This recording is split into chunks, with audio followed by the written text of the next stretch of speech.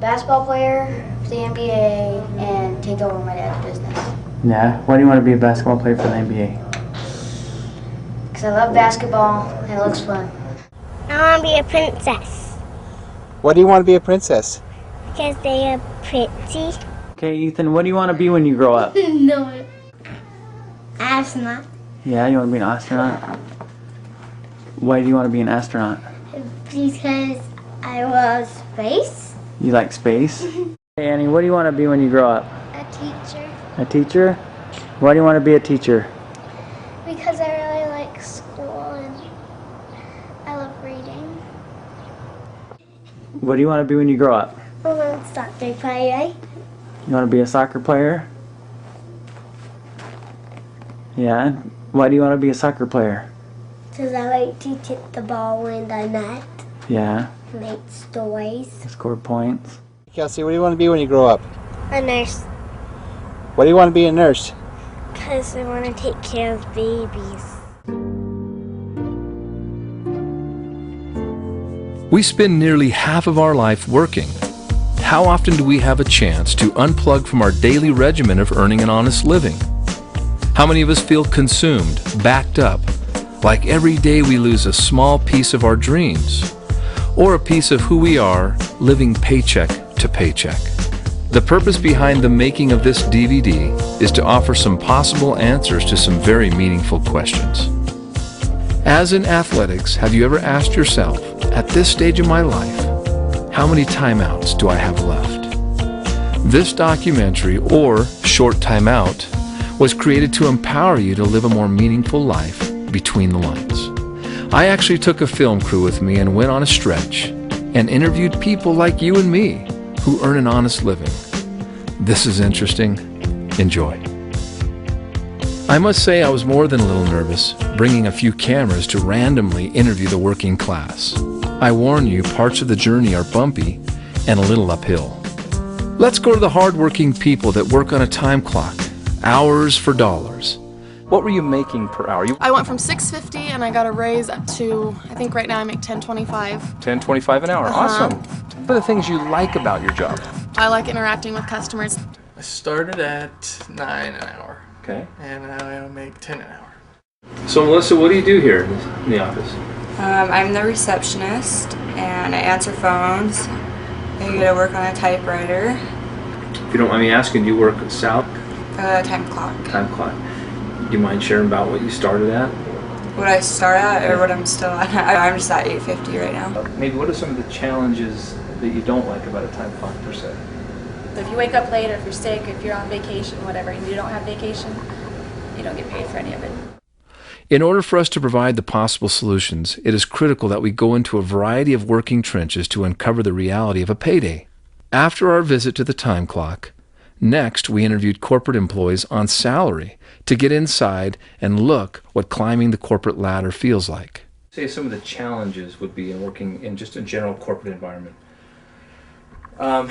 You know, there are always different personalities that you have to balance. Politics, total politics. Okay, how about going to salary? Did you find that you worked more hours or less hours? More. Yeah, now that there's a price tag on you. Yeah. So you work more hours. What are the things you like, however, about being on a salary? Versus a time clock, maybe? I don't know. If I have vacation planned, I'm still getting paid while I'm gone. I can hear the echoing of the little old man at the grocery store today. 40 minutes to work, 40 hours a week, 40 plus years with little or no social security, questionable health, and bills to pay. One of the observations I made in this interview process was the difference between survival and passion. The passion barometer hardly moved during the course of these interviews. I can't help but think that the next significant event in their life is the possibility of death. This very second, young or old, it's a choice. Start living or not. Take Frank, who spent 20 years climbing the corporate ladder, maneuvering through corporate politics, only to discover that it was not his ladder. He was replaced by someone half his age for half his price. What if you had the money to start any business and be the boss?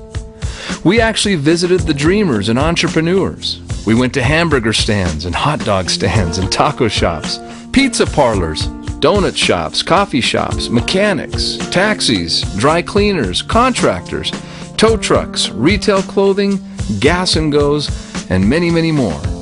So many people say to themselves, if I only had the money to fund myself to boss status, then I'd be happy. So guess what? We ask business owners the good, bad, and indifferent of owning their own business. The tell-all answers were in the questions of how much money and how much time. You get to be a fly on the wall. Check this out. I spent 7 days a week, 16 hours a day, 102 hours a week. Oh, 102 hours a week. Did you take a vacation? I took 4 days off the first year. How many cups of coffee you need to sell a day to pay your overhead and break even? At least 100 cups a day. Para negocio éxito, ¿cuántos ropas al día para éxito? Bueno, casi por lo regular 100, 150 al día. Just to start your pizza place, what kind of investment did it take from you? It took me roughly about $100,000. First year I opened, I went through about 30 employees. Maybe 400 burgers a day. 400 burgers a day. We're going to order. To start the business, it was in excess of $1 million capital. Total capital probably somewhere between $7 and $9 million. Wow.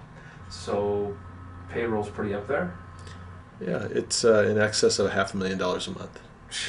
I work almost 12 hours every day. Almost 12 hours every day. Y más o menos, ¿cuántos postres al día para éxito en el negocio? 1,000. 1,000? Yeah. Ahí. Y Juan, en el negocio, más o menos, ¿cuántos tacos al día por el negocio éxito? Probablemente hacemos como 200 a 300 tacos por día. Okay, I'm here with Steve, who's a general contractor. And Steve, how long have you been doing contracting work? For 45 years. That's the hardest part about what I do. I'd like to retire, and I have no retirement. There is nothing there. I mean, Social Security is not even going to be there when I retire. Now that we've defined hourly, salary, and owning your own business, or 40/40 hindsight, instead of looking hindsight, let's have foresight. Let's discuss what we call residual eyes. So what is the difference between 40/40 hindsight and residual eyes?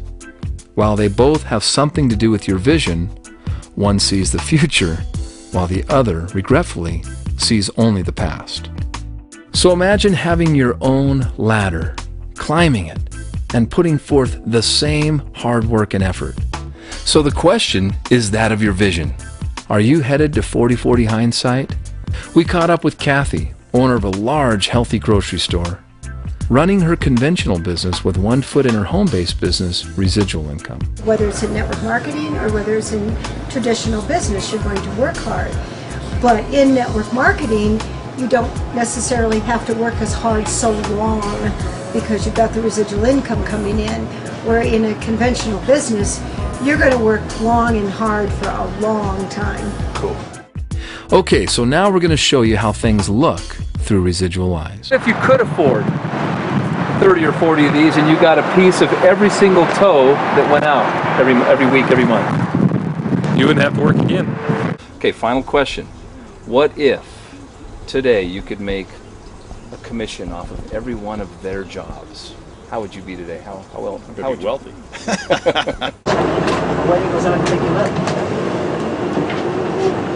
How many cars go by to get a ride? I'm curious. Pardon me? How many cars do you think have to go by before you would get a ride?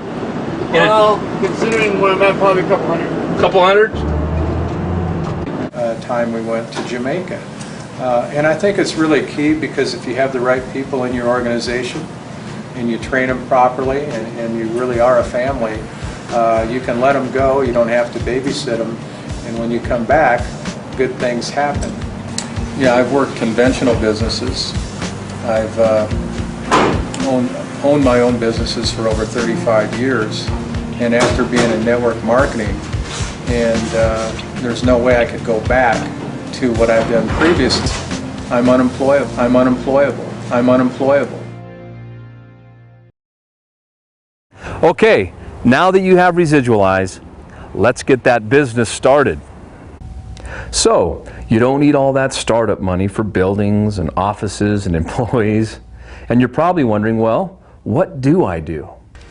Oh yeah, You've got to get your inventory for your new business. So now you get all excited because it's on its way to your house, and here comes that truck. You clear your garage as the truck backs in. You brace yourself for all that inventory because you are an overachiever. You admire your new business and its inventory. You're so proud of yourself, you take big bites. 10 days later, your inventory is still there, and after wasting 10 days, you start thinking of a plan. 20 days later, you start stressing. You're so hard on yourself, feeling like you're a sucker that you've been taken advantage of, ripped off. And finally, the month ends. Sadly, those who have no residual eyes start thinking about quitting. So they have a pity party. They even break into their own inventory. And then they finally realize they're still in business. Remember, this is your business. Take responsibility for its success. If this is too much inventory for your home-based business, maybe you should find a time clock. It's important to be a product of your products. What are you waiting for? Start creating your options now.